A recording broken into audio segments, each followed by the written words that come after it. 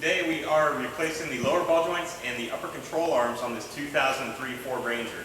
The customer has been complaining about a squeaking noise in the front end, which is an obvious sign of the ball joints going bad.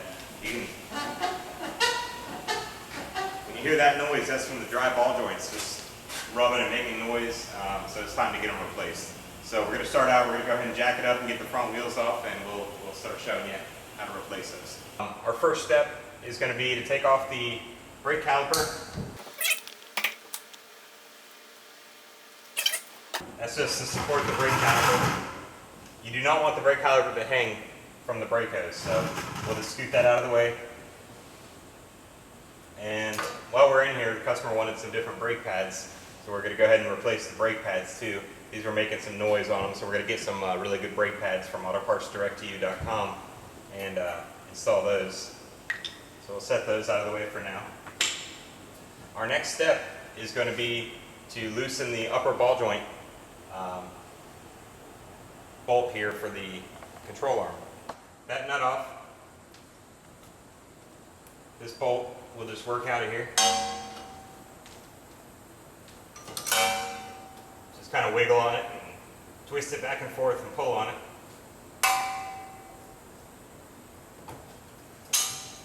Bolt comes out.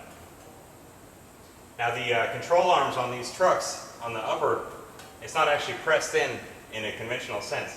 It just slides in and the bolt itself holds it in. So all you have to do once you get that bolt loose, just tap it a little bit.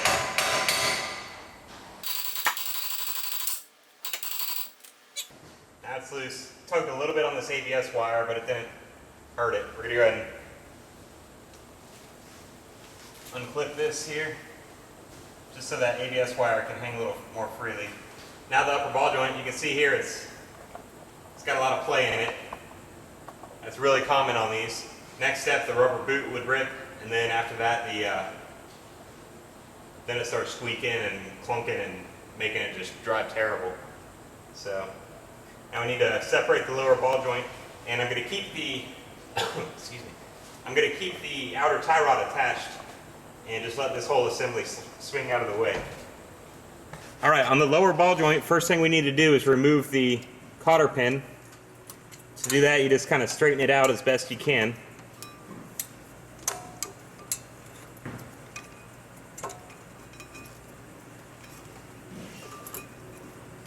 Okay, once it's kind of straight, it's not very straight, but should be good enough. You'll see it pop out the other side here enough.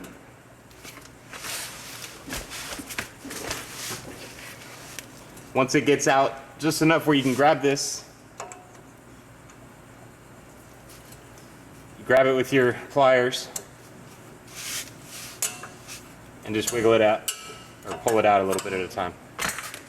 Okay, now we take off that crown nut. I'm actually not going to take it off fully, but you want to get it most of the way off.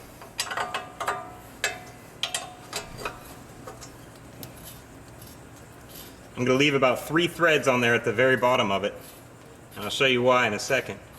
Well, I'll show you in a way. When you separate the ball joint, this whole steering knuckle is going to want to come down. The ball joint being loose right here will catch it. See, right now the ball joint's pressed in here, which is holding it up, but we just don't want it to fall freely. So, next step is to separate the lower ball joint from the steering knuckle. I'm temporarily going to get the upper control arm back in here just to kind of hold it in place while I separate that. If you impact the steering knuckle right where the ball joint is with a hammer, that'll usually separate it. If that doesn't work, I'm going to have to use a pickle fork, but I'm going to try the hammer method and see if that'll separate it. See, we got the crown nut loose still, and that'll catch it as soon as that comes down. So let me get my hammer and we'll hit it and see if it comes apart. Now you can go ahead and take the crown nut off the rest of the way off the ball joint. This thing's got some weight to it, so be careful with it. I'm just going to push that whole assembly out of the way so that we have room to work in here. Okay. Now, here's the lower ball joint. You see that one's really got a lot of play in it. It's got up and down movement, side to side play. That one's definitely ready to be changed. All right, on the ball joint, first step is to remove the C-clip. Of course, my old broken pliers don't do too well, but they get the job done. That's the C-clip that goes right on there. My very next step, I'm going to go ahead and shoot some rust penetrant around here. Let it soak into this joint because that's going to be coming, that's going to be getting pressed out there. Okay, all that's left is we have to use the ball joint press, and we'll press it out. And the kit that we got, we actually borrowed from one of the local auto parts stores. Pretty much any auto parts store will have a loaner tool that you can use, or you can buy a kit. They're nice to have in case you ever have to do this again. All right, we've got our ball joint press. Pretty much every vehicle is a little bit different. You want to make sure you get the right size ring here. It's going to be the big one here.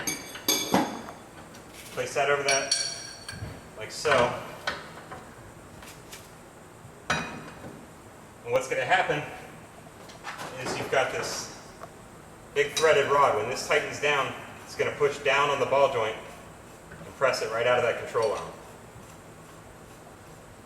Now your best bet for this is to use an impact wrench because it takes a lot of force to get that ball joint out of there. Just go ahead and get it started by hand. Make sure everything's on there tight.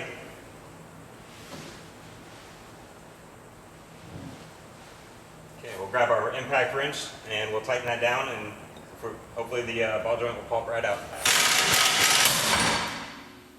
That's it. Old ball joint's out.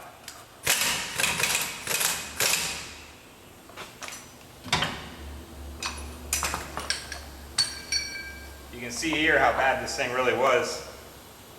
I mean, the boot was completely gone on it, and it's just got a ton of play in there. So we'll get our new ball joint ready and get it pressed in. Okay, the new ball joint, you can do a little test fit, make sure it goes in there. It's going to go in just like so. Now, pressing the new one is going to require changing around your ball joint press a little bit, because now you want the ring to actually hit the ball joint, while on the other, when it was coming out, you wanted it to go through there. So that was for coming out. To press it in, you want that to be like so that when you press it up, it's going to push it in.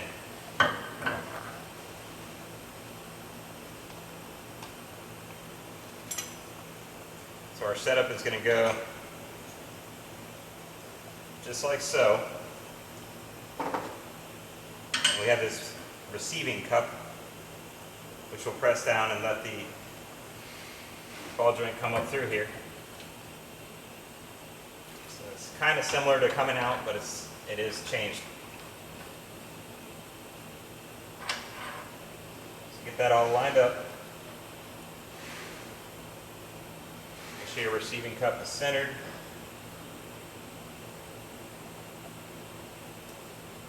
Make sure everything looks good. And give it one more little blast of penetrating oil so it'll press in nice and smooth. And then go ahead and start. All right, we've got our ball joint pressed up all the way. What I had to do there at the very end was change the setup a little bit to make for a deeper receiving cup. I just rearranged the things a little bit because you can see this receiving cup wasn't quite deep enough. So I just changed it a little bit and pressed it the rest of the way in. You can see here it's much tighter than it used to be. Now we'll go ahead and put our C-clip back on. The new ball joint from autopartsdirectu.com comes with a new clip. Let's see if my old C-clip pliers can do this.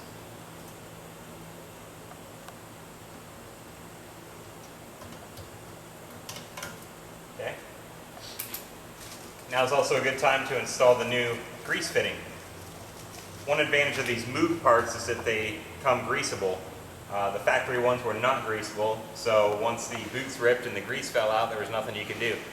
But our new ones, they come with angled grease fittings, and that threads right into the very top of the ball joint here, just like so. All we're going to do is angle it, tighten it down. At the same time, angle it so it'll be at an easy angle to get to when you're under the vehicle. In this case, I'm going to point it back so that you'll be able to get to it from right here with the grease gun.